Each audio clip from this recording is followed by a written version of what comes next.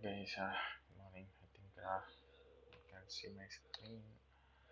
First, we can have a basic run through for our application. Yeah, at the time of booting our application will request a runtime permission, and I give a permission access. I go to the phase one. I will request some data from our API and feed to our room DB so that we can make sure API consumption will be a good. And then I would design an autocomplete search view based upon the inputs. The list will be filtered out, and then scroll has been implemented. For every 25 data cell, the scroll will be handled, and based upon the screen orientation, I have handled the restore instances, and then clicking on the first string user, I can show some details in the details page and. I've also implemented a weather data button to the bottom corner.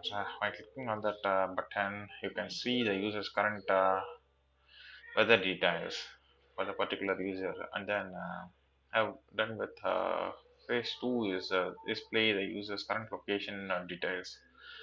Weather details will be listed. The user's current weather location will be displayed based upon their location manager details. Yeah, that's it with app level implementations, I guess, so that we can have a short run through on our code level implementation. Basically, I've added three permissions for our locations and internets with our manifest. I've added, yeah, here I've added activity permissions for our all the activities I've added here. And then for main activity alone, I've handled the orientation changes. Then coming up with our initial launcher activity. Launcher activity is our face picker activity. In the face picker activity, we will check whether the permissions I have desired to have is already available or need to collect from the user.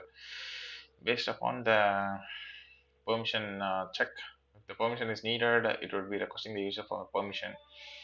Like I've designed here, the phase one and phase two buttons will be there. Based upon the user input, the flag will be carried to next activity, the main activity. The main activity based upon the flag from the previous screen, it will navigate to a main fragment or the weather fragment.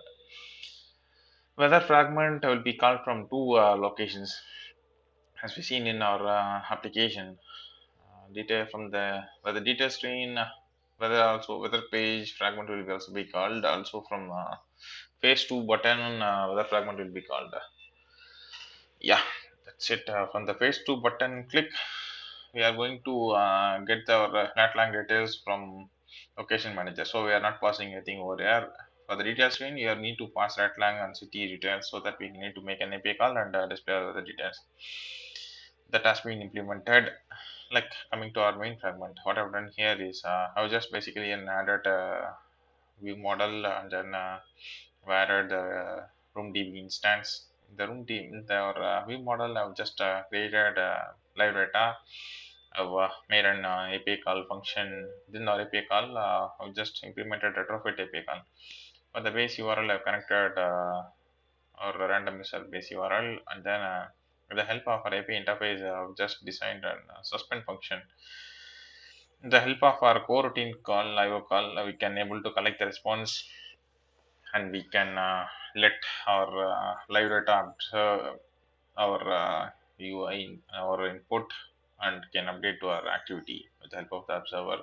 Based upon the observer input, we are going to feed our data to our adapter, and then when the logics for 25 implementations, and then the next scroll, even next 25 data will be added and be handling and our scroll listeners. I think these are the things I've done with code level implementations. This thing I've handled autocomplete text view adapter. Here, what I've done is based upon the input from the user, we're going to display the recyclable data. That's it. On view state restored, have created for storing the view positions or scroll states in our in the fragment. So fragment instance won't be recreated if already exists. And then coming to our details activity, like we are going to list out some details as is mentioned in our phase one detail screen. I've listed four details like an image view and four text views. Yeah, and then also a weather button will be there. When I click on the weather button, I will be navigating to main activity again with different flag, like phase one, phase two. Instead of that, I will sending a different flag.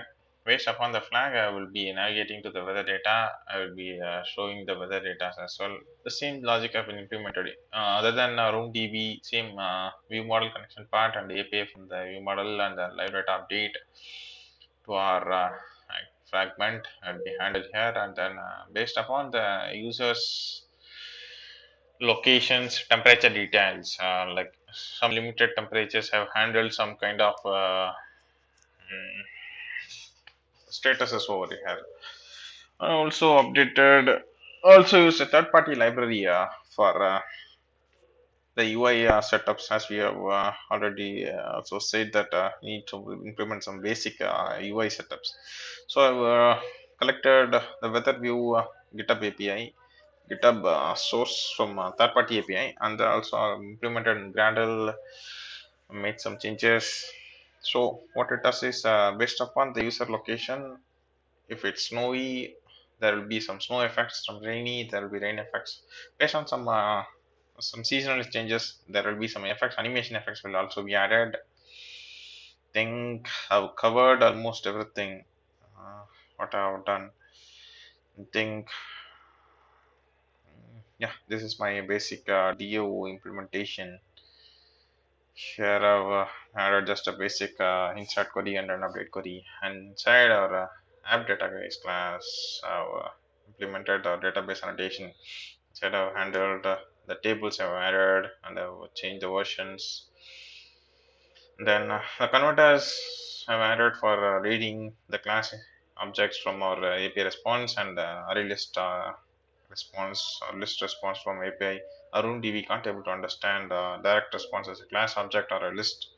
So I've created some number of constructors, some sorry converters.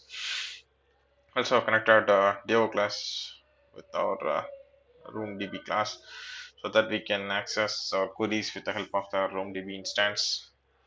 I think that's good. I've completed my code level explanation, I guess. If you guys have any more queries, you can just contact me in person. Fine. Thanks for that time.